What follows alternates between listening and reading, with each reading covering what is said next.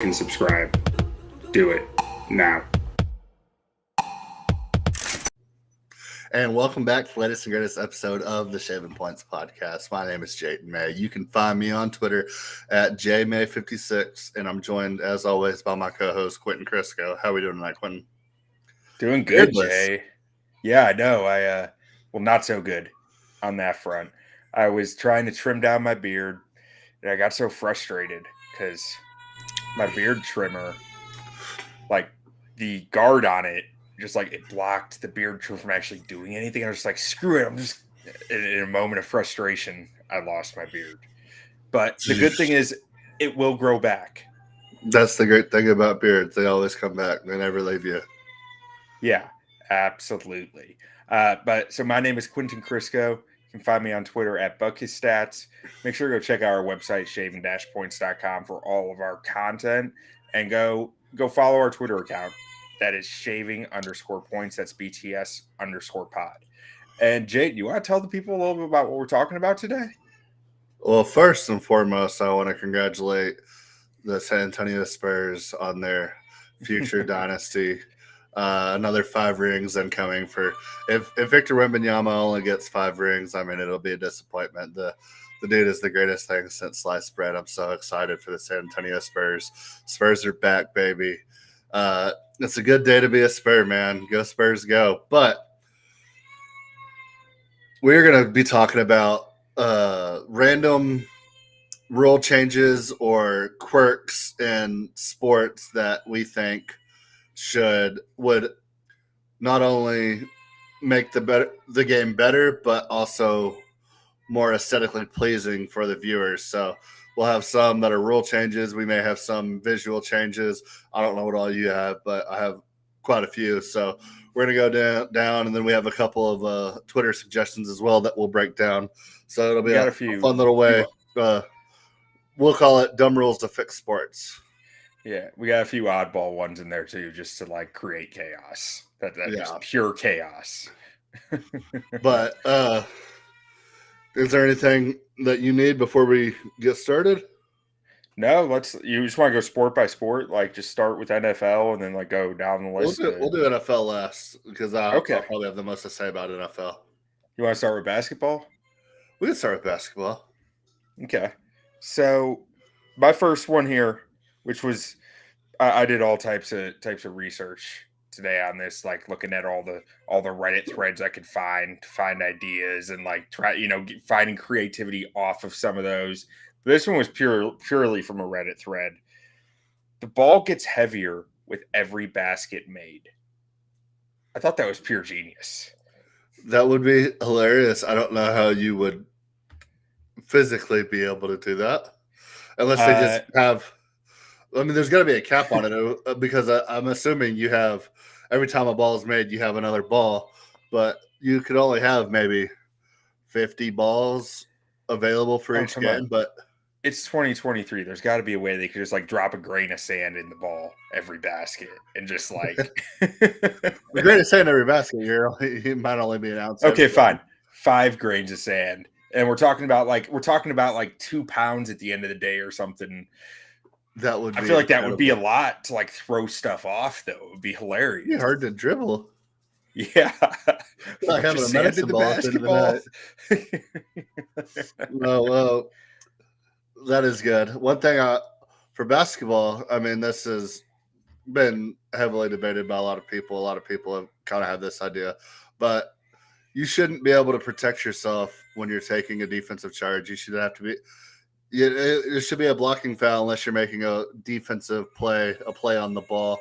So you can't just jump in front of a guy, drive in the lane, and protect your nuts. Like if you take the charge, I mean, you gotta have arms out, arms extended, making a play on the ball, something. You can't just get in his way and be a traffic cone, basically. I mean, I'd even take that a step further. I'm all for them just getting rid of the restricted area. I mean, take away blocks and take away charges. Like it just goes both ways. Yeah, I've always thought it's silly. It's just like, oh, you can play basketball except for here, except for right here. You can't play basketball.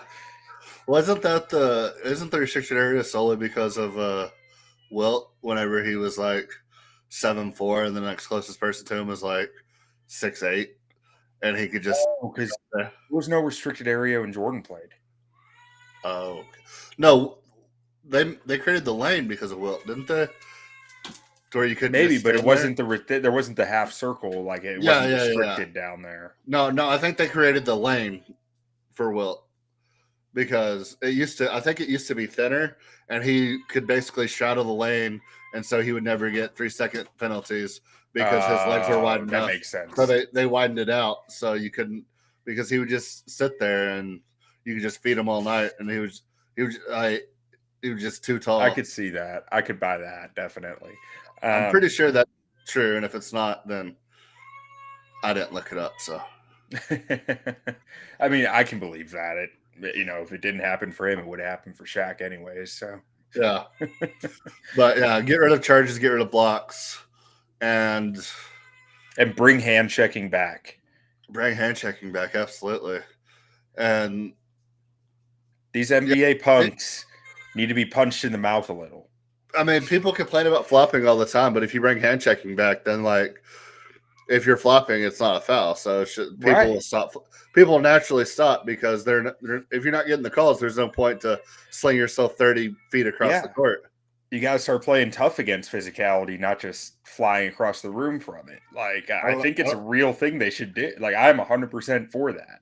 I don't know how much I like that with Victor Wembanyama coming in, but I mean, he's a great player. So he's got the defensive Dwight Howard with the offensive power of KD, so they don't matter. They do it all. Yep, that sounds accurate to me. That's what they say. I'm just a messenger. I got one more basketball one here, and this one I think could make stuff really interesting. Take a note from the college game. Just make all free throws 1-1 in the fourth quarter. I love that idea so much, and yeah, I mean, and that don't make it a double bonus situation like college, where if you get enough fouls, you're getting 2 guaranteed. Like as soon as the fourth quarter starts, no matter what, it's a 1-1. Yeah. I mean, I just think you'd get some wild outcomes from that. Like, yeah, the only way, like, unless outside of flagrant, it's like flagrant, you still get your 2, but common fouls, 1-1 no matter what. Yeah, I mean, imagine like the Hack-a-Shaq era, if everything was a 1-1. Yeah, like, he would have had to learn to shoot free throws. They still won a lot of games with the Hack-a-Shaq, but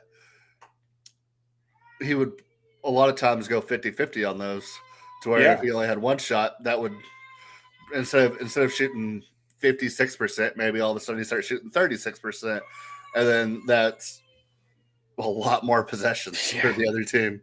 Yeah, it would create chaos, man, and that's what I'm here for in the NBA. I want more chaos. I want less of what's expected to happen happening, and more of they got to create parity in the NBA somehow, right? Other than just you got lucky with a draft pick, like that's the only way to become a contender. I would also not mind at all if they get rid of the 3-point line.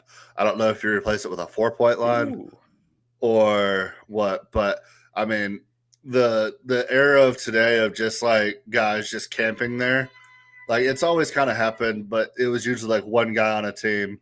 But now you have maybe one guy inside and all 4 other guys are just trying to find a 3-point shot, which I mean, it's just the era of the game. But I mean, it completely takes away the mid-range game. Like it's not analytically, it doesn't make sense to shoot a mid-range jumper.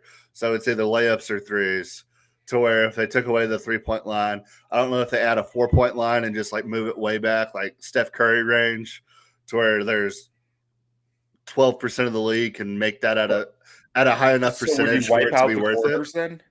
Would you wipe out the corners? Yeah, it would be a straight line across. Shots. Yeah. Okay. So I saw one that was funny. This is also. Go ahead. Oh no, you can keep going on this. I was moving on to the next one without thinking about it. So I was gonna say another one. This is kind of a separate rule, and I don't know if I actually like this rule. I would just really like to see what it would do to the league. But if they made like a blue line, like hockey has a blue line, and they made an offside so you couldn't get fast breaks in basketball. Like, I don't know if I like that, but it would be interesting to say the least. Yeah, you couldn't have cherry picking. Like, you couldn't have a guy down court already when you're like, the ball would have to be across half court before anyone and then if you have a guy like LeBron James in the playoffs, like complaining for 30 seconds after a call and the other team's already gone down to the other side of the court and scored. Yeah. And then you make one pass, two passes, and he's just sitting there under the basket. Like, I don't know how it would be for fast breaks. Like, I don't know if it would be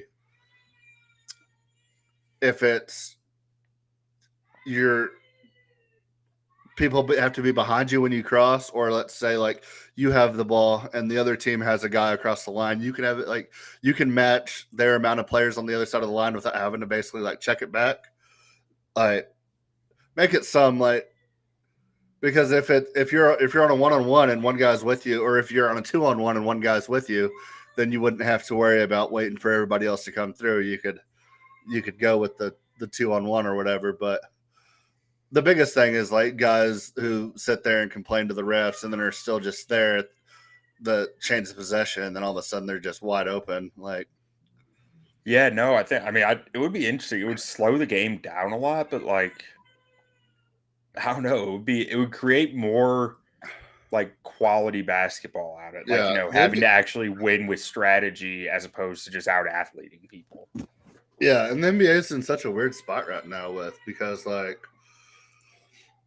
I think there is a lack of just good basketball being played, but at the same time, like the teams that play good basketball are usually pretty successful. Like, you look at the Denver Nuggets, like they're kind of built like that 2014 Spurs team, like what everybody called the perfect game. And when you can get that, but at the same time, like there's so much turnover in NBA and like stars run the league, and guys usually don't stick around long enough to like build that chemistry, to build that depth, to build that camaraderie, where you can make 14 passes for every shot attempted, like the Spurs were doing, or stuff like that. Like, I don't know how to fix it, and I don't know if it should be fixed. Like, it should correct itself eventually, but this era that we're in right now is just kind of difficult to watch it sometimes. Like, just watching teams go back and forth, like chunking up threes, and then every now and then you get like a quick layup or somebody flopping for a foul shot. Like, yeah, no, like it would be good and bad, like, because you'd lose a lot of those highlight plays, but the highlights that you would get would be like so sick. So it would just be like that awesome ball movement type, like you are beating 5 guys at once. It would be really cool to see, I feel like, but like you'd lose a lot of the Instagram reels. Yeah, exactly. The Instagram reels, like it wouldn't be quite the same.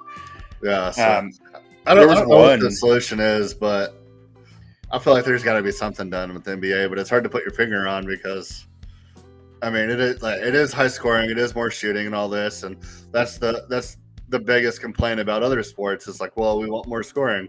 I mean, every rule change in the NFL is like, how can we make the offense score more points? Baseball, pitch clock, bigger bases, people are scoring more points. Like, yeah, like it. So this one is not the topic that you're exactly saying, but like completely just chaos driven. I saw it and read it. It was like basketball courts should be waxed like bowling alley lanes. And I was like, well, wait. That's not realistic. But what about if out of bounds was waxed like a bowling lane? I could get behind that. Now, we get some injuries out of it. It was, we putting bodies to sacrifice, but it would just be fun. Some balance. Then my last one for NBA would be you can't foul out anymore. You can foul as much as you want. So what would that mean? Like, if you had would your 7th foul be more costly than like your 6th or your 5th? Yeah, we could say 7th personal foul. If it happens in the 4th quarter, they get 2 shots, and we'll just make both of those rule changes. It's a 1-on-1, but if unless it's your 7th foul or more, if the person that commits the foul has more than 6, you get your 2. Okay, I can get behind that. Because then it goes for both sides. Then you can't be as aggressive if you're carrying around 6 fouls, but at the same time you're not benching a superstar in the first quarter because they picked up 2 or 3 early fouls. Like, yeah, it takes a little bit of the chess match out of it, but like it sucks when you're watching your team and it's like, man, this guy's already got in foul trouble and now he's like having to be tentative on defense. That part of the chess match is so arbitrary and like, yeah, because NBA fouls are kind of like holding in the NFL. It's like you can find a penalty every time. It's like, I mean, there's enough context. Like if a ref wants to be nitpicky, like they could call like traveling 85% of possessions. It feels like if they wanted to, like yeah, they could. That was another one I saw on Reddit. It was like just enforce traveling. That would be great. Yeah, traveling and double dribbles. Like it was what who was I think it was KCP or I forgot who was bringing the ball up. Maybe D'Angelo Russell. Anyway, somebody in that Lakers Denver game was taking the ball up the other day, and they were talking to the ref about something that happened on the last play, and they're just carrying the ball in their hand, talking to the ref for like 3 seconds, and they start dribbling after they'd already been dribbling. So it was like a double dribble and a travel. And just nobody called it. A good like 5 or 6 steps. Just I had the ball in his hand like this, like walking with the ref, talking to him about the last play. I almost wonder how much the ref was like, that was like that's on me. Like, you know, the ref was kind of like, I'm like, no, I mean like the fact they did. He's like, wait, I asked him a question and then like that was my fault. He did that, so I'm just not going to call it. Yeah, I mean, possibly. Nobody was guarding him either. It wasn't like one of those, like, somebody was in his face and, like, the defensive guy was like, what is going on here? Like, everybody was on the other side of the court. He was just bringing the ball up. But, I mean, it was it's obvious travel. Yeah. Like, still a clear violation. Yeah, it's like, but, yeah, I feel like something has to change with the NBA. But the NBA is hard because it's like, what do you do? Do you purposely try to stagnate your scoring when every other league is trying to bring up scoring? Or I'll say this as a guy who grew up loving NBA, and like part of the problem is Jerry Reinsdorf from the Chicago Bulls, if I'm being honest.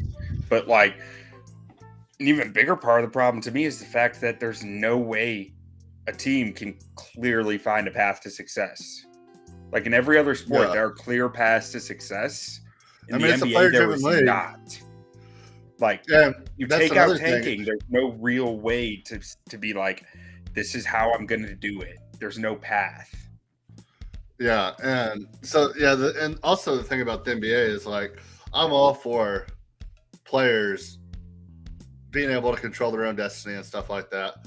But they need to figure out something with this Supermax contract situation, or, like, they need to make it better or easier to retain superstars in smaller markets. Like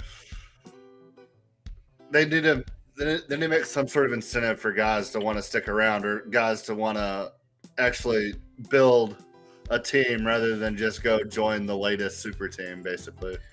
So our friend Grease Carrot here is very pro-billionaire, that he wants the owners to keep all the money. That's crazy. Grease Carrot says significantly less money paid to players and coaches, which I can understand the sentiment, but like at the end of the day, that just means the owners make more money, and I don't really think that's right. The revenue's still coming in. I mean, NBA players get paid more because their rosters are smaller and they make a shit ton of money. It's like naturally NBA guys are going to make more because you have 12-man rosters. And you're still making billions of dollars. So the piece of the pie goes significantly further to where you have 6th and 7th guys making $6, $7, $8, $9, $10 million a year. I mean, I don't think the money is the issue. I just think with the soft cap and the super maxes and all of this, like I feel like you should be able to pay your superstars that are already on your roster significantly more than they could make on the open market. To where right now, I don't think that gap with the Supermax deal is big enough to keep guys in house. Yeah, I don't think there should be a limit on Supermax players. I think if a team drafts you, they should be able to pay you. They should be, if they draft 5 studs, they should be able to pay all 5 guys whatever they want, basically. So, and then only when they hit free agency is there a cap. So like no cap on guys that are drafted by that team. Yeah, I think that could definitely get interesting. If you want to leave your team, then there's a salary cap. Then there's a maximum you can get paid. But if you get drafted by a smaller organization, but they're willing to dish out the money to keep you to stay there, get you to stay there, like let them pay as much as they want. And then if they draft another guy that's a stud, let them stay there. And who cares if 2 guys are making $58 million combined or whatever? It's like, it's the owner's money. As long as they're drafted there, and then make it a cap where it's like the most you can make in free agency is like 25 a year. That would keep a lot of people hostage, though. I think that's the hostage. Players Association would never agree to that. 25 years is a lot of money. No, it is, but like if you can make 50 by staying another, like why would you even consider it? Exactly. But then at the same time, you don't have to. You sign 1-year deals too. Yeah. It's like I don't know if it can be that wide of a difference, is what I'm saying. Like I feel like it's got to be like a $10 million difference. But you can do it. But there's not a cap on how many players you can pay that money to. So if you have 7 guys that you like, and you want to pay all 7 of those guys that much money, I mean, more power to you. Like, because right now it's like there's a cap and they have the Supermax in place, and it's like, well, if I take the Supermax, I'm going to lose my right-hand man to where I can just go take less money somewhere else and go join. I mean, it almost like the Supermax almost hurts a team right now more than what it's supposed to do, which is help them. I think what I'd say is like if you're putting in a Supermax, like if it's with the team that drafted you, 25% discount on the cap hit. Yeah. I don't know. I mean, I still think if it's the team that drafted you, it's like you don't cut against the cap if you're a player that's drafted by that team. Cap owners profit after the cap has gone to the state charities in the city. They play ideally, the city supporting all the infrastructure works. I don't know what he's saying here. He's saying cap the owners on their profit and take the rest as taxes, basically. Just tax the shit out of the owners. I mean, but then... Actually, that's interesting, because if there's one thing that I think rich people would still do, even if they were taxed to death, it might be own pro sports teams. But then you lack in facilities, then... Yeah. I feel like that's a quick way for the NBA to dissolve and just you're right. Like they're not going to invest as much into it. Yeah. At the end of the day, then. And it's one of those things. I mean, billionaires are always going to make their money no matter what. Like, there's no way around that. I mean, so you know how I think they fixed the parity issue in the NBA? Owner, single elimination, 1-on-1 tournament for the number 1 pick. The owners play. Oh yeah, 1-on-1, shirts and skins. They're getting after it. Steve Ballmer would be all aboard. Yeah, I don't know how many. You want to really get fun with it? You give them like a 7-foot rim. See what they can do. Shorten the court 50 feet. Yeah, 50 feet vertically, and then like 20 feet horizontally, and then lower the rims 3 foot. I think it would be great. But they still play full court. They still play full court, no half court. I want to see Jerry Reinsdorf going 1-on-1 to get the number 1 pick. I want to see it. He'd probably opt out of it, but I want to see it. Yeah. No, I mean, imagine the Charlotte Hornets will get the number 1 pick every year. Is Jordan's? I thought he was looking at selling. Is he not? Hasn't sold yet. If they made that rule, he would never sell. He gets the number 1 pick. Well, there you go. That's how Michael Jordan becomes a champion again. Yeah. I mean, at that point, you're going to get all former players as owners, and then it'll be fun. It would be Larry Bird against like Michael Jordan, just like it would be, one-on-one in their 60s. What percent of ownership would you have to have in the team to be? Would you have to be the majority owner? I think. Or could LeBron retire and the Lakers be like, we'll sell you 2% of the team, and then LeBron represents the Lakers? At least 33.3% owner. Okay. At least a third. Yeah. Okay. And then you're if any owner's willing to give up his ownership that much, he's allowed to do it. I like that idea. I like that a lot. You want to talk some hockey? Yeah, we can talk a little bit of hockey. So I don't know if I want to get rid of the blue line completely or just move it further back. But I would love just to see more opportunities on shots on goal in hockey. Yeah. And I mean, I'm a casual. Narrow the neutral zone so that onsides is larger.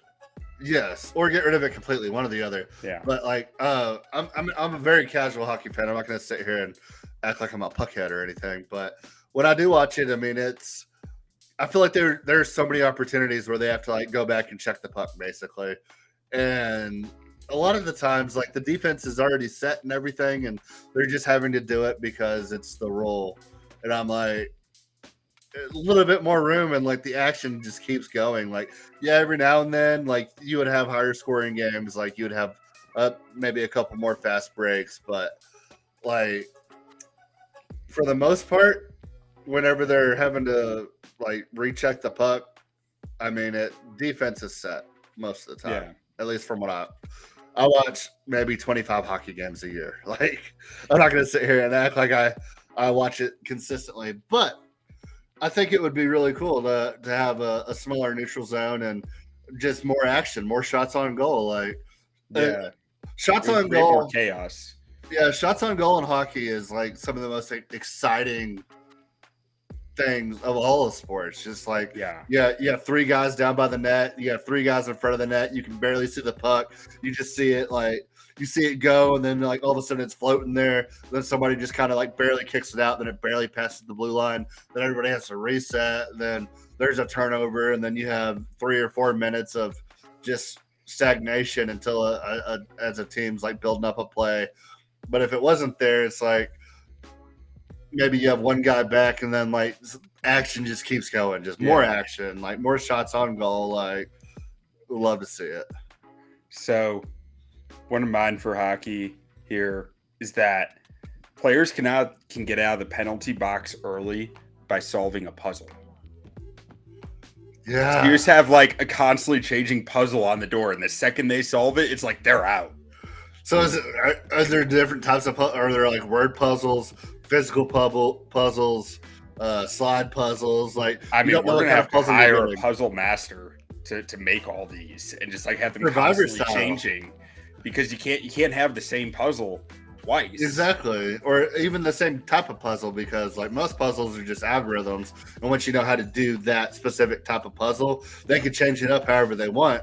But it's still easy to get. Would be really cool if it was like what's a fairly easy but still like probably takes longer than 2 minutes most of the time, like maybe a 50-piece puzzle just out of a Walmart 50-piece puzzle box, and they have to take off their gloves and actually like ripping open the box and just frantically trying to put this thing together. That would be incredible.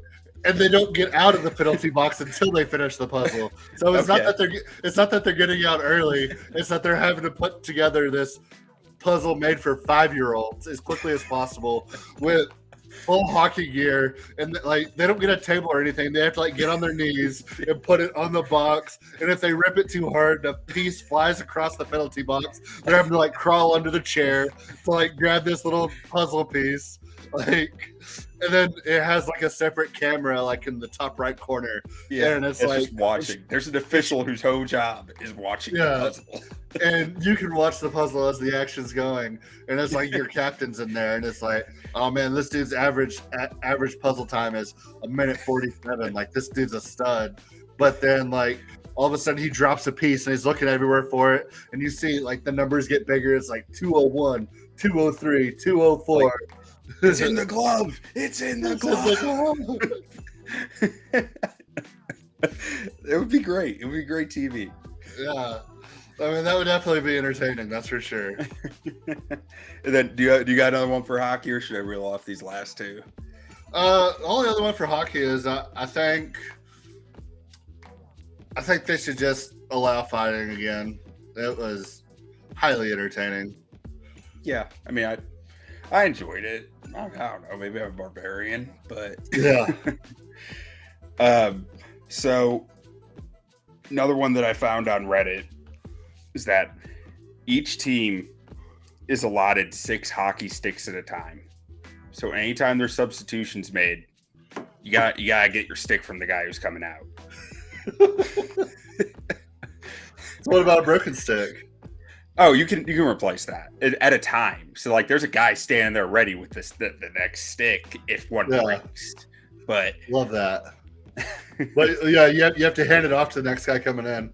Yeah, so you can't get that like that 10-foot advantage. You got to go in where that guy came out. Like, take it easy, Grease Carrot. Thanks for joining. Yeah, Greasy Carrot is with you on the fighting, but adios. But yeah, that would I would love the one stick roll or whatever. Yeah, or if whenever a new regime's coming in, you have to just drop your sticks where you are as they're coming in. And they have to go retrieve the stick. There'd be all this strategy around it. It would be beautiful. Imagine being a left-hander. It's like you have to sub out with another left-hander. You're right. I didn't even think about that. Oh, that changes it too. And so you got to have one lefty on each line then. Yeah, exactly. And then if he drops his stick too far away, or like you're going out there in a rush and you pick up the wrong stick, then all of a sudden somebody's playing with a left-handed stick who's right-handed, and somebody's playing with a right-handed stick who's left-handed. Or when you pull the goalie, that guy's playing with the goalie stick. Yes. Just tossing knuckle pucks around, man. Or when you pull the goalie has to play the field in full goal. Like you can't pull the goalie. If you want to pull the goalie out of the goal, he can help, but you can't replace the goalie with another like skill position. Yeah.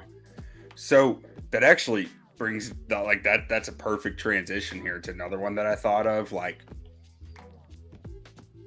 it's 2023. Why are goalie pads so massive? I feel like they should be bigger. With today's technology? I feel like they should be thinner and more like just as effective. Oh, thinner. I thought you were talking about like width and bulkiness. Yeah, as far as like if they invested in the technology to like make goalie pads smaller. But like they don't, because it eats up more space. But like that would be interesting to see, like, what would scoring look like in hockey if goalie pads were smaller? What if they just made the net bigger? Then the pads would get bigger. But then all of a sudden, like, how big can you make the net before like you're immovable? You just have a big blob. That's a good question, actually. That I bet you there's got to be a breaking point somewhere, right? Yeah. What if you had hockey nets the size of soccer goals? Okay, but one that's less about chaos and more like about making the game more interesting. Like, so they should make it where a goal does not kill a power play. And where a shorthanded goal does kill it. So, like, if you are playing, if you're on the wrong end of a power play and you score a shorthanded goal, power play's over. Like, that should be done. You get your guy back. But if the beneficiary of the power play scores a goal, that shouldn't end it. It should still keep going until the time's run out. Is the power play over if you score a goal? Yeah. See, I don't watch enough hockey. I didn't realize that. Yeah, the power play is dead the second that the team that's benefiting scores a goal. I was watching the Stars game tonight, and Vegas scored twice, like 1 second after the power play was over, and I don't know if I've ever realized that the power play was over after he scored. I just thought it kept going. No, well, I mean, it's kind of logical that it would, right? But no, it's I mean. You don't do the crime if you can't do the time. Like, you got to put in your time. Like, I didn't realize it. Like, so if you lose your best player and you're up 3-1, like, I'm not like, I don't know how advantageous it would be to give up a goal, but it's like you get your guy back out there quicker. Well, the guy got ejected in tonight's game, but like one of the Stars' best players had whatever it's called whenever you get ejected. It was a 5-minute power play. And I was like, is that only for ejections where it's 5 minutes, or do you know? I don't know. There's different degrees of it. Like, I was about to say, like, if he could come back in, he's one of your best players, and like you need him immediately, and it's like time. Like, let's say there's 5 minutes left in the game, and it's like you want him out there. It's just like, let him score. Get him back out there. Yeah. Like, I don't want to be short-handed for 5 minutes. Like, I don't know, but then at the same time, that's where scoring the shorthanded goal, killing the power play, really comes in handy, though, because like you gotta go score that goal. Yeah, no, I mean, yeah, no, I like it. Like I said, I didn't even realize that it killed the power play to begin with. But another thing about hockey that I completely forgot. So if you have another one, you can say it. Oh, I'm dumb. That's all I got for hockey. My next one's soccer. Okay, we'll move on to soccer. First number one rule of soccer, you should be able to use your hands like you are in hockey. Like if you got a ball coming your way, you should be able to just knock it down and just keep going. Like the fact that like it's a free kick, if it like just glances off your hand is absolute lunacy to me.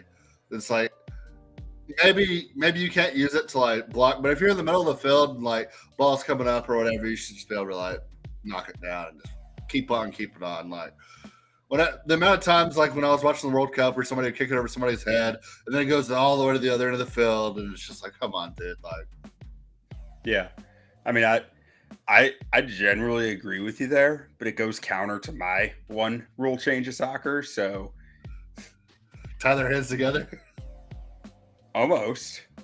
So, my thought is that they should all either have their hands sewn into their pockets, like pockets sewn as close as they can get with their hands, or they just wear sleeveless jumpsuits where they have no arms. Yeah, see, I'd be fine with that too. It's like the most frustrating thing is like whenever somebody makes like an incredible goal or something, and it glances off of like somebody's forearm, and they do a 5-minute review to whether or not it's a handball. And I'm like, obviously intention wasn't there. It's like, it's technically the rule, but it's like, it's just hanging off your body. It's like, just get rid of them.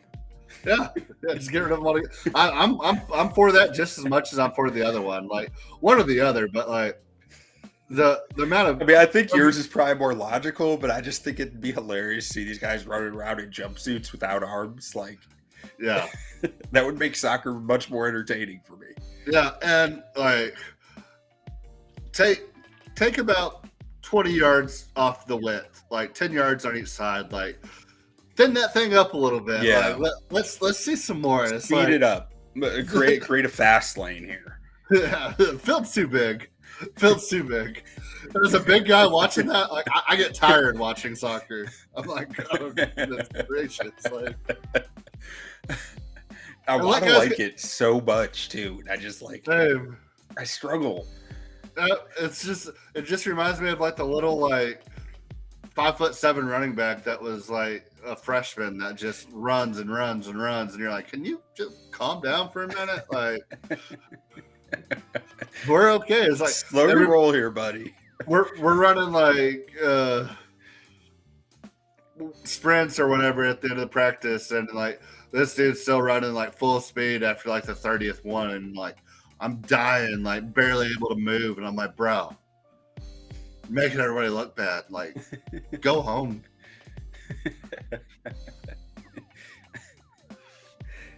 I think you get more trouble for going home than making everyone look bad. It's just so annoying. Like, I get it. You're 130 pounds. Like, but yeah, just make the field smaller. Like, also, if you get subbed out, you should be able to go back in.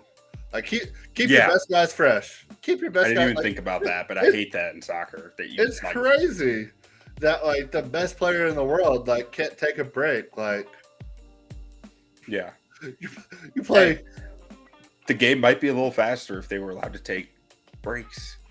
Yeah, like, can you imagine like just being able to take like a 10-minute breather and just go back out? Like, make it hockey style substitutions. Like, you just have a line run up and a line run back in, and it's like some soccer purist is going to see this and just like throw his drink all over his computer, screaming at it of like, that is not okay. Hope you do. Your sport sucks. I want to like your sport. It's so boring. And I don't care if it's the most popular sport in the world. Like, it's hard to watch. You don't have to know anything about football, and you can turn it on and be like, "Oh, whoa, what is going on?" Basketball. You don't have to know anything about basketball, and it's like, "Whoa." You don't have to know anything about baseball, and you like, especially this year's baseball, you can be like, oh my goodness, like just constant action. And then soccer, it's just like I watch soccer so closely for like 30 minutes straight, and then I look down for 1 second, it's the only goal of the game, and I'm like, what the fuck? You know what I think it is? I think it does come down to a lot of it, the lack of substitutions that I think about, because you're forced to conserve your energy. And there are so few moments in a soccer game where everyone is going 100%. Like, you think about football, it's like most of the game is everyone going 100% most of the playtime. Basketball, it's like there are so many 100% moments. Baseball, there are like, you need to know the intricacies of the game to see it. But there are constant 100% moments. Yeah, and I'm not sure that can work in soccer the way it's currently constructed. Yeah, the only time you get time off in soccer is if you're like, I don't know the positions, but if you're like a defensive guy and like the ball's on the other end of the field, and you're basically just playing defense at like midfield. Yeah. And you're just kind of just making sure the ball doesn't get back across. Also, like the offsides rule in soccer, I don't know how you fix it, because I think it is the best offsides in sports. But whenever you're like getting out like 4K cameras and like going down to like the hair of a hair and be like, oh, he was offsides. Like, I think it should be the rule of soccer for offsides should be similar to if you throw the ball past the line of scrimmage as a quarterback. Like, every single part of your body has to be past the defender, rather than like your shirt collar was a half inch further than the defender. If your toe is behind, you're good. Yeah. I mean, if one part of any part of your body is still behind, rather than the opposite of like if your nose is too far, like if you're leaning too far forward, but the rest of your body is behind, like you're offside. Yeah, I think it just simplifies. I think it should be flip flopped. Yeah. Okay. Let me throw my one baseball one in here, and then we'll get to football, so we're not running too long. But for baseball, this is simple. It's fun. It's, going to add a lot to the game. Baseball's undergone a lot of changes lately, but this is the one they missed. Two things, really. Aluminum bats and spitballs. Bring back Spider Tech, bring back spitballs, bring back aluminum bats. Whatever you want to put on the ball is fine. Whatever you can conceal under your jersey, you're allowed to do. Whatever you want to hit the ball with is fine. Widen up the strike zone a little bit, and also make the pitch clock shorter. Yeah, so they're rushed to get that junk on the ball, man. Yeah, and then also, this is a rule from the Savannah Bananas League. If a fan catches a foul ball, you're out. You're gonna have some dudes walking around the stadium with steel pipes real quick. And also, if a pitcher intentionally hits a player, it should be fight on sight, and nobody can jump in. They just duke it out. And if your pitcher gets knocked out, like, you shouldn't have been throwing at him. Hey, hockey rules. Second the guy touches the ground, it's done. Knees on the ground, he's done. Yeah, Fight's exactly. Over, just like that. I don't think you should be able to throw what's a baseball weigh, like 6 ounces? I don't think you should be able to throw like a 6-ounce projectile at a dude at 100 miles an hour just because he flipped a bat. Like, to me, that's insane. Like, I understand like the old rules of baseball. You flip a bat, like you showboat and you get pegged. Like, these guys throw way too hard. Don't let him hit a home run. Yeah, I mean, these guys throw way too hard for baseball purists to be like, oh, it's part of the game. You do it, you get pegged. Like that. That's crazy. Yeah, I mean, I'm with you. I am pro bat flips, so I'm 100%. Well, it's not even that. Like, if I understand there's errant pitches and stuff. Like, there's definitely times where people get hit where they're not trying to hit them. But when you intentionally hit somebody with I'm sure they don't throw fully, but I mean, MLB pitchers not throwing a full fastball. It's still going 85, 90 miles an hour. It's like, it's crazy. Yeah. Can I throw out some of these Twitter ones real quick before we get to our football? So the first one from Badger Noonan. In football, you should get 1 additional point for every lateral you complete on a touchdown scoring play. And so I asked him, is a sweep or a toss considered a lateral? And he said it should be, well, that was my initial suggestion. Is it just be on line of scrimmage? He said, I think you just make a state that lateral must take place after the initial distribution from the QB. Okay. So anything from the QB right after the snap, QB to anyone does not count as a lateral, but anything after that is an extra point. I was about to say, I don't know how familiar you are with 6-man football in Texas, but the quarterback in 6-man football technically can't throw a forward pass.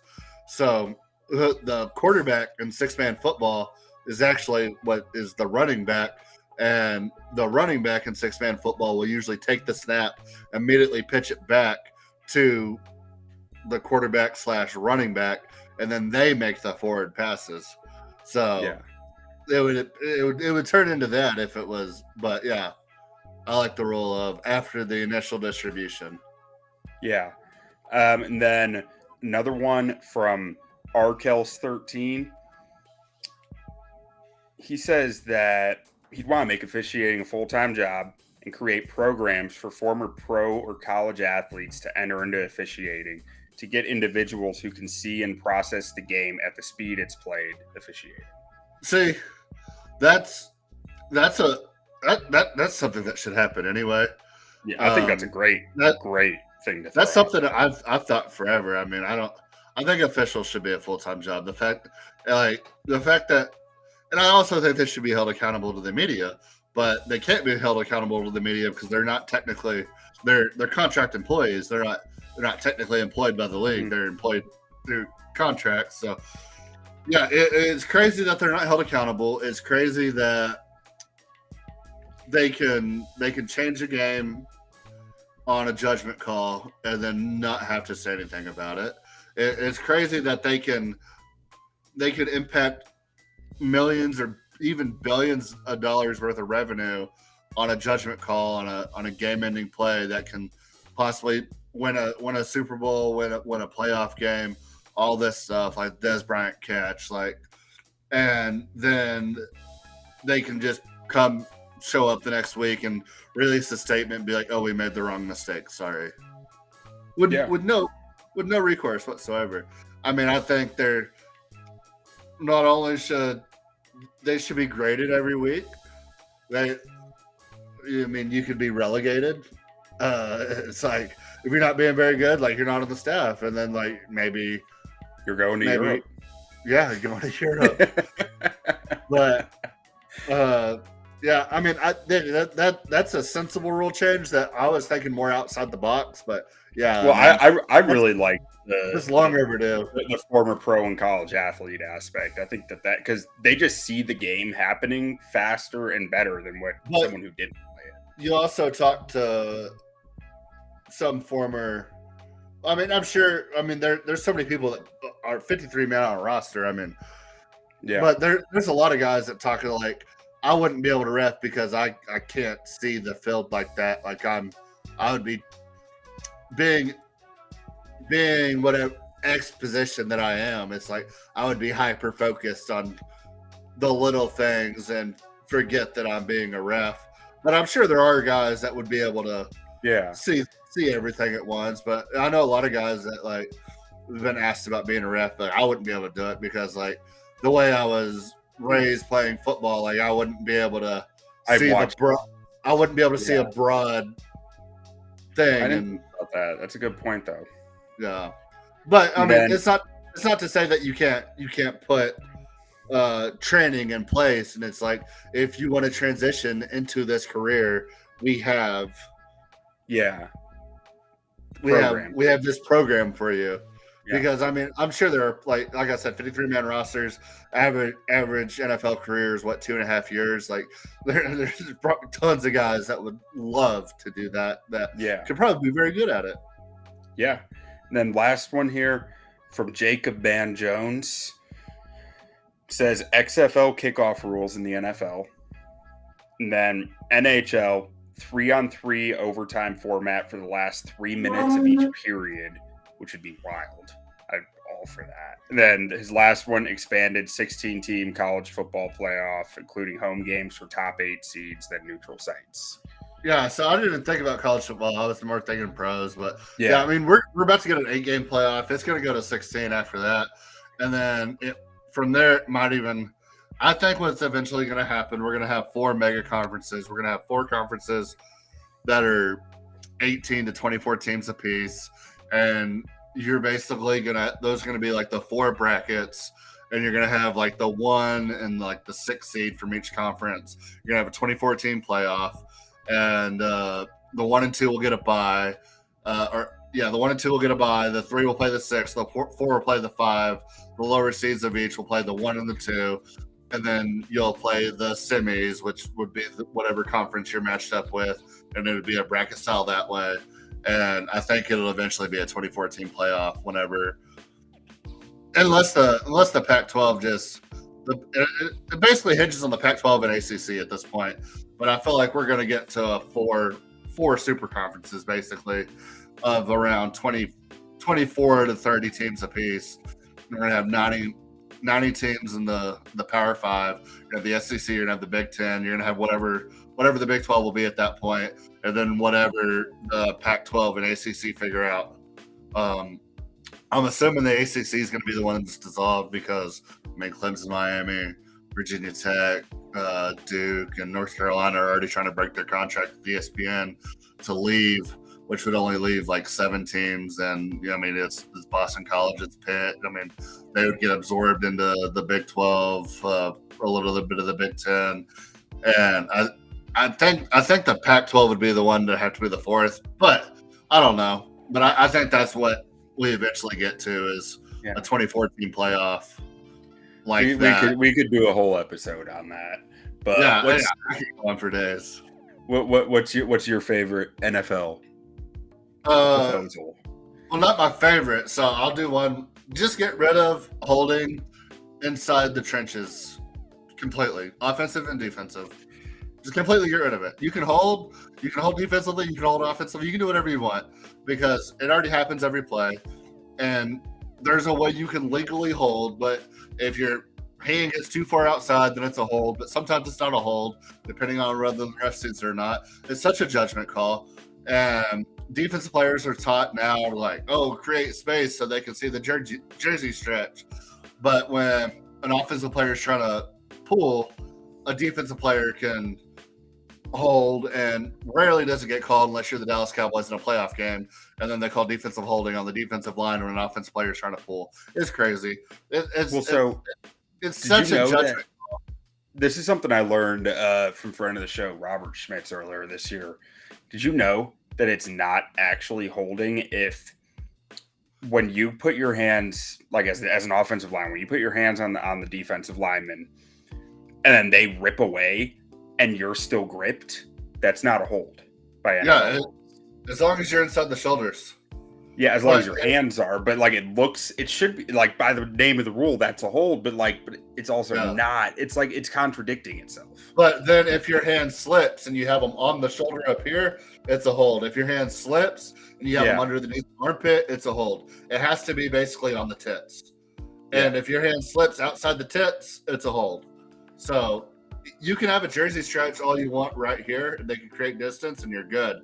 But if your hand slips and it goes over here, and then you re-grip, it's a hold. But like, what's the difference between that when the guy went to the left and you're still gripping exactly where you were, but his jersey's coming this way? Exactly. Versus, there's no difference. That's where it comes down to the judgment calls of it all. It's like everything's a judgment call. You can call it on every play. Just get rid of it completely. I don't think it would change that much. Like, maybe you can't hold somebody from the back to where if you get beat, you can't turn around and grab somebody by the horse collar and yank them down. Like, make it flagrant. If there's a flagrant hold, you call it, but that's it. And make it a 15-yard penalty. Yeah. Like something outrageous. But like, if a guy's going past you and like you grab his jersey, I don't think that should be a hold. I mean, don't get grabbed. Yeah. And if an offensive player is trying to pull and a defensive player grabs their jersey or trips them up, whatever, like, don't get caught up by the defense. Like, that was one thing we were always talking about offensive line. Like, we did a lot of pulling. Yeah, we did a lot of pulling, and they're like, we know the defensive tackles are going to be going after your knees, so you don't get out of your pull. Like, get out of your stance, get down the line of scrimmage. Like, do not get held up by these defensive players. Like, it goes both ways depending on your scheme. Yeah. So my first one here should be a lot of fun. Get rid of eligible receivers. Yeah. Anyone can be an eligible receiver at any time. Darnell Washington goes number one in the last draft if this rule happens. Yeah. Like, anyone who could just be like an offensive tackle and a real threat as a pass catcher, they're going to become very valuable. Yeah, no, absolutely. And then the next one I got here is this is the third time I've said it on the show. The year is 2023. Why does every player not have an earpiece in their helmet? Like, I think that should be logical. I don't think every player should have the mic, but every player should have the earpiece and be able to communicate with each other. I think that makes all the sense in the world. Like I said, it's 2023. The technology is easily there. There's some gamesmanship aspect to it there that you're looking for, but really it just seems fruitless to me. Like, why not just have all your guys being able to hear the communication that's coming through? I just think that makes sense. Yeah, especially from like, how much information are you really getting that would be like detrimental to the integrity of the game? It's like, I mean, I can understand not wanting everyone to have a mic because then you're just having too many people talking at once. But like, to not have the sound of it, like, let as many people as they want have a mic. Though it's like, worst case scenario, it's just the shit show, chaos. Oh God, I've seen too many dysfunctional Bears teams to address that. Can you imagine Brandon Marshall on the mic with Jay Cutler and Mike Martz? Like, that would have been that would have been something. Yeah. And then last one, God, I had a really good one for NFL, but I can't remember what it was. Dang it. Should have wrote these down. As You soon want as me you to brought roll up, with another? yeah, keep rolling. So my next one is take away the hash marks. You play the ball wherever it ends up. If a guy runs out of bounds, you got to snap it from right on the edge out of bounds. You got to figure that formation out for yourself and how you're going to make that work. It's going to impact the ability of guys running out of bounds, stop the clock, because they're going to be screwed by the next play. They got to fight for those yards, man. I think that would be. I mean, I don't think that would be sustainable, but I'd love to see it for a few games. Oh yeah, yeah. I mean, that would be one of those. It's like, I mean, then you're avoiding the sideline like the plague for the offense. Where right now it's an extra defender, but it's like you get tackled out of bounds, and it's like pretty hard to run that next play. Yeah, especially near the end zone. I mean, it would because it's like. Yeah, if it's third down and you throw like a screen out, like you're always trying to get wide out there because it's like you have a lot of east-west space, but like it's high risk then. See, I feel like that's something that would hurt scoring though, and NFL's never going to do anything that's going to hurt scoring. You're right. It would be hilarious though. It would be, yeah. I like the idea of 60+ yard field goals being worth 4 points. Yeah. Put more emphasis on the kicker. And also you can go for 2 with a 60-yard field goal. I like that too. Oh, just give them the option. Yeah, so it's like you can kick the 1, so you kick the standard point after, which is what now, 35 yards. Something like that. Yeah, something like that. Or you could kick a 60-yard field goal from the 43 and completely get rid of actual 2-point conversion attempts, because at the end of the day, it's an untimed down and guys don't get paid enough anyway. So you put more emphasis on the kicker. We want to treat kickers like football players, like make them more involved. And 2-point conversions, you got to have a guy on your team that can kick a 60-yarder. And he may or may not be your primary kicker, and you're not getting the wear and tear of, like, I mean, for high scoring teams that don't like to kick extra points, like if the Steelers can actually score, I mean that's a potential like 6 or 7 extra plays, and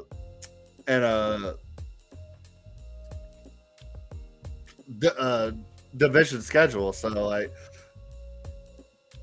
That you don't have to show. I think you should be given, and this I just thought of this as you were saying it. I think you should be given the option of like you can go for 2 from like the 5, maybe, and that, or you could kick the field goal from the 25 or the PAT from the 25 for the 1. Yeah. Or you can go for 4 by running a play from the 25. Or you can kick a 60-yarder for what, 2? 2. Or you could go for the end zone from the 43 for 6. Yeah, just make more scoring. Yeah. And the potential of a 6-point play would on an extra point would be incredible. 12-point swing. 12-point swing. I mean, how often, like, it's one of those rules where the reward is enough to where we would see it, but like, how often would you see it converted? I mean, you see a Hail Mary a year, right?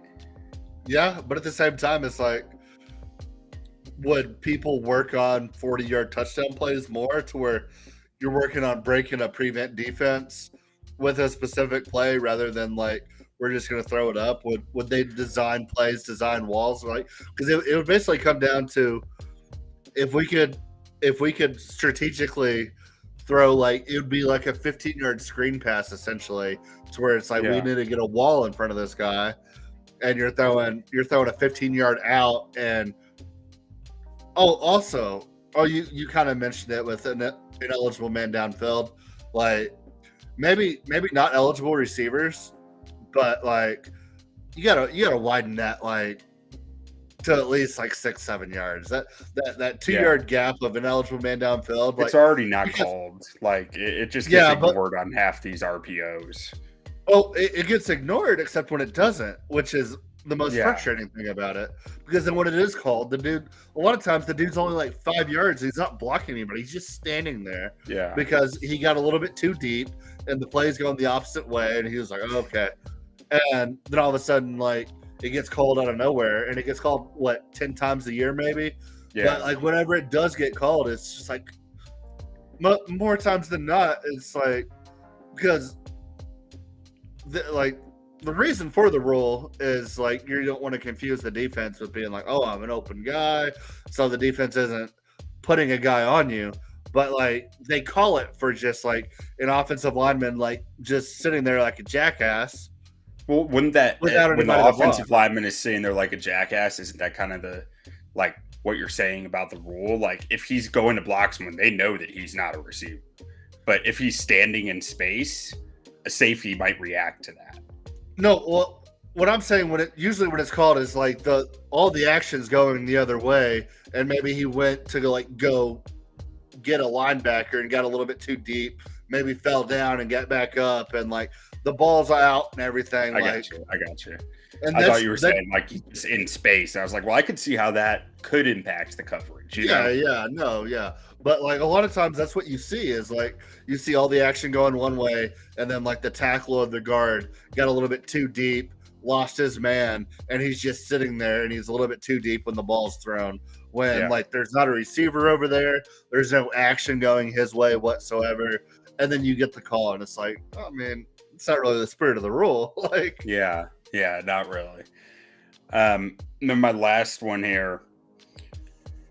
Eliminate almost all penalties and just cut them down to personal fouls. Ref just throws a flag. Personal foul on this player, with a penalty box. And then the team who got the foul called on him, that player has to come out for X amount of plays, depending on the severity of the personal foul. Maybe it's 1 play. Maybe it's 3. Maybe it's 5. And that team has to play a man down for all those plays. They can't replace him. So, in the rare instance that a quarterback, can they bring in another quarterback, or are they just having to run Wildcat for 2 plays? Wildcat. I love that. I mean, well, actually, I guess they could, but they didn't. It would be like they could put in a quarterback, but they'd have to take a non-quarterback off the field. They'd have to play 10 on 11. You're still they could. Yeah, the spirit of it is just 10 on 11 with that player off the field. But you can still make substitutions accordingly. So it's like, if you lose a tight end, it's like, okay, well, we can either throw it, like, we can replace our third receiver for an extra tight end and just run the play. And then you just have 2 receivers out and then either throw in another tight end or another tackle, or like something like that. Or if you're on defense. I think it would be a thing where you start to see a lot of guys like Darnell Washington becoming really valuable again, because I think you need that guy who could be either to even try to make it effective. Like it's super detrimental to play 10 on 11. Like that can really kill you. No, I like that idea a lot. And then my last one, and I have solutions for this. I have it all mapped out. So last place team. So league wants to grow. The league wants some sort of market share in Europe. So my idea, instead of making 3 or 4 different teams play in Europe every year, and it's usually always the bottom of the barrel anyway, whoever gets the first overall pick, the worst team in the league, has to play all of their home games in Europe the following season, with the caveat that they will always play back-to-back home games and open the season at home. So if you open the season at home in Europe, you have all the weeks leading up to it to prepare. following another home game the next week, so that gives you an advantage. And then all of your away games are back-to-backs, but you're not having to go back across the pond. And more times than not, the schedule, you'll probably end up playing opener, another one, and then probably 3 and 3. And then also on top of those, your 17th extra game gets played at your home stadium. So you always have basically a de facto extra home game for being the worst team the previous year. But another caveat to this is that any team can volunteer to be the European team of the year and get awarded a third round compensation pick, but only if the team that earned, or the worst team in the league that earned that spot, would have to say like, okay, you can take it. And so if you're the worst team in the league, you're making another team better by giving them a third round comp pick, right. But then you're not having to go to Europe. But then maybe, like, let's say the Oakland Raiders a couple of years ago that are fighting for a new stadium, or the Chargers that are fighting for a new stadium, like, hey, let's go grow a market over here.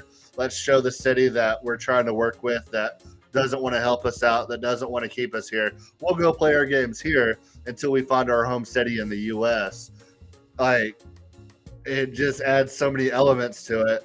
And then not only on top of all that, you look at every division in the NFL, there's not really a bad division top to bottom in the NFL. So it's like, more than likely, like, the Chiefs are going to have to go to Europe. The Cowboys are going to have to go to Europe. The Packers are going to have to go to Europe. Like, but some of those teams have already gone. But I'm just saying, like, right now, like, the Cowboys will never go to Europe as it stands right now. It's just not going to happen. I mean, too much money to be made here to where the money doesn't make sense to send them overseas, because they're not the world's team. They're America's team. It's just the way it is. So it's like, why would you give up that? But if Washington or even Dallas was like the worst team in the league, can you imagine how mad Jerry Jones would be if he had to play his home games in Europe? It would be incredible. And then, like, the Giants are just like, well, we'll take that third round pick to do it. Jerry Jones is like, no, you won't. Exactly. Or, I mean, Washington, who's been a piss poor franchise, like, if they get the number one overall pick, like, Cowboys have to play at least one game there. Yeah. Like, a team that wouldn't normally go. So you wouldn't get Jaguars, Titans, Texans, Colts, like, whatever they usually throw over in London. It's just like, here's a game. Like, it's going to be on 7 a.m. for America. Like, we don't give a fuck. Like, it also pride limits the impact of you truly hurting one of the contenders by doing it. Like, exactly. Because it's the number one pick team. Like, I mean, I don't think the Chiefs are too worried about having to go play the number one pick team in Europe. If they're having to go play another contender there, then it kind of changes stuff. It changes these guys' rest, their ability to, like, you know, they have to really game plan for that. They don't really game plan for every team in the NFL. Yeah, and then it gives the worst team in the NFL just the slightest advantage next year with back-to-back home games always. Like, maybe you play a game in LA and then the next week you have to play in London, but then you're in London again after that. So it's like you get those small advantages that could help break you through the cycle. And the NFL doesn't really have the problem like the NBA of, like, purgatory, because the NFL is a 50-50 league already. But still, I mean, there's some teams that have just been historically bad that it's like, maybe that little extra boost could help them get out of it. Yeah, I like it. I'm a fan of that one. And then maybe also, I mean, players are thinking more off the field now, and so maybe a superstar, like, who's trying to grow his brand, trying to grow his presence around the world, like, trying to create generational wealth, is like, oh, I can go sign with the worst team in the league and market myself to a completely new audience on a different continent and still have the same exposure I have in the NFL in America. Like, and then maybe all of a sudden the worst team in the league is signing like the best free agents because they're like, oh, I can go market myself over there.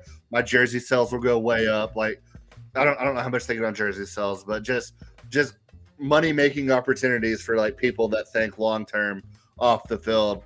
Maybe all of a sudden you'll have really bad teams, and then like you'll have a couple of superstars being like, hey, whole new audience, whole new market. I can own a country basically if I go over there and I take over, because like there's a thirst for it. Like you see the games, like they want good American football over there, and it just hasn't been able to happen. It's growing like wildfire there. Yeah, and then you also it keeps it fresh too. It's like, yeah, like they won't ever have their own team, but they'll consistently have fresh matchups every year, and it'll grow the league rather than like throwing one team over there and just like you're basically throwing them into a dumpster fire if you have one London team and everybody else is in the States, to where if it's a different team every year, or maybe sometimes they'll stay over there for 2 or 3 years, but at least you're getting a fresh new batch of teams going over every year, and you're able to grow the entire league better that way. Did I ever tell you my conspiracy theory about Trevor Lawrence and the Jaguars? About being London's team? Yeah, about what better player to build the national NFL brand in London with than Trevor Lawrence. See, it makes sense, but to me, I don't know why, but Justin Herbert just fits that role so much better than Trevor Lawrence does. Really? I feel like Trevor Lawrence is from the South. He plays on a Southern team. I feel like Justin Herbert's just a guy who's really good at quarterback that you could just throw him anywhere. Like, I feel like Justin Herbert almost is, or not Justin Herbert. I feel like Trevor Lawrence almost is Jacksonville at this point, to where it's like nothing about Justin Herbert screams Los Angeles. The Chargers don't belong in Los Angeles. Like, I think if any team should go to Europe, if they're just sending a team, should be the Chargers way before it's the Jaguars, in my opinion. I mean, international or not, they're going to Chargers, so. Yeah, like let them think they have the best team every year, and just like at least there will be Chargers fans. It can actually become plural. Like there will be no more Charger fan, and it'll be Charger fans. And every year they can argue with American fans on Twitter about how good Justin Herbert is. Like, imagine all the support that the Chargers fans would have going into the playoffs, only to be crushed so in such heartbreaking fashion year after year, or just miss the playoffs completely. Like, and they get Patrick Mahomes coming to town once a year, and then all the Chargers fans will probably just become Chiefs fans at that point. Well, how can you blame them? But yeah, I mean, to me, the Chargers make the absolute most sense. They're the only team in the NFL. Like, they don't really own a market. Like, the Rams have kind of taken over the LA market. The Rams are LA. Chargers aren't really LA. Where do they go? It's like maybe like you look at San Antonio. You look at some of the cities that need an NFL team, but it's like Dallas owns San Antonio, and then Jerry, like, when that happened. It's like where would the Chargers go to where they could actually have a market and a fan base? It's like, are you gonna send the Chargers back to are you gonna send the Chargers to St. Louis to take the Rams spot, who became the LA team? Like, no. Maybe back to San Diego, but it's like, yeah, San Diego's the only place that kind of makes sense, but it's like you can't send them to Milwaukee. Blew that one. Yeah, it's like you can't send them to Milwaukee. Oakland's not getting another team.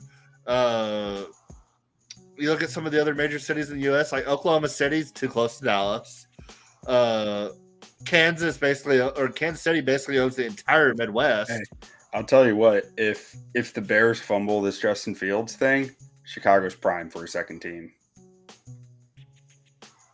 Yeah, maybe, but I can't imagine getting much market share up there and because you're right there in the Midwest / Northeast. Like you're on the verge of the Northeast, but also like in the heart of the Midwest. It's like, are you gonna still Colts fans? Are you gonna still Bears fans? Are you gonna You'll still still Packers Bears fans.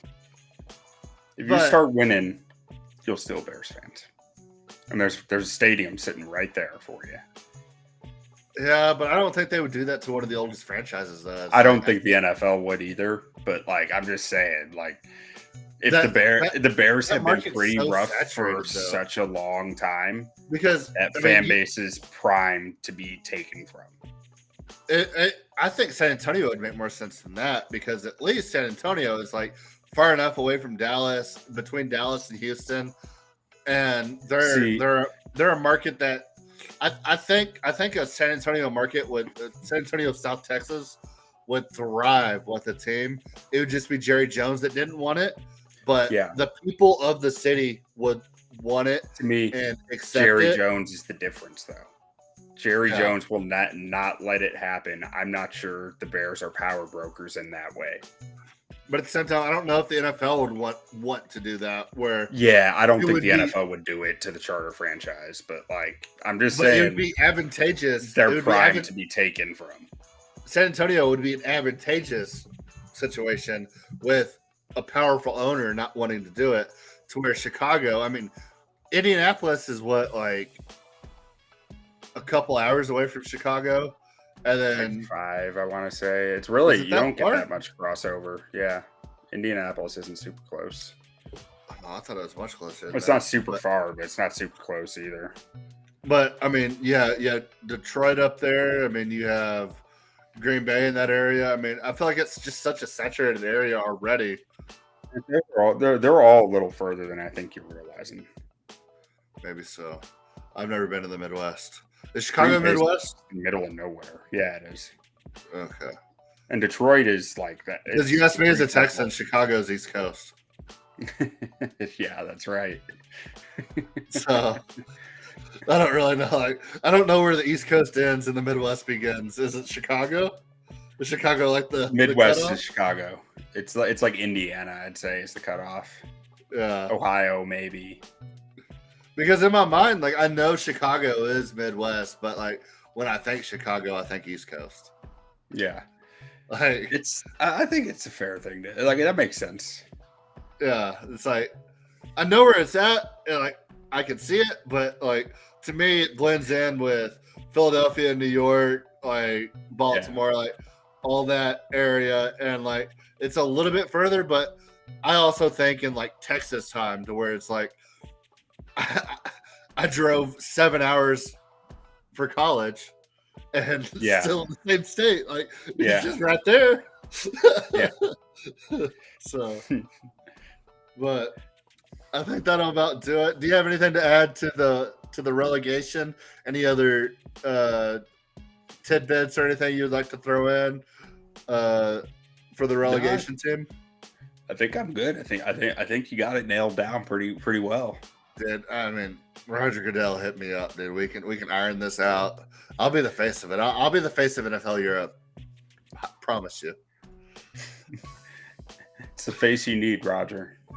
All right, just a bearded guy that just loves ball and isn't afraid to talk shit to soccer fans. Hey. Hold up, it's on the bucket list to go to the big time EPL game, so I'm not hating on it completely. I just fix your sport, brother.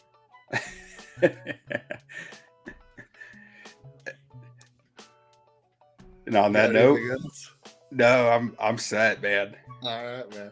Well, thank y'all for listening. Make sure to like and subscribe. Leave us a comment of what you think should be the rules that you would like to see changed, and we will see y'all soon. NBA Finals coming up. Curse Reigns on next week. Give us all the winners. Winners. Thank y'all so much. Y'all have a good one. All right. Don't sleep on them. Don't sleep on the Lions, boy. Adios.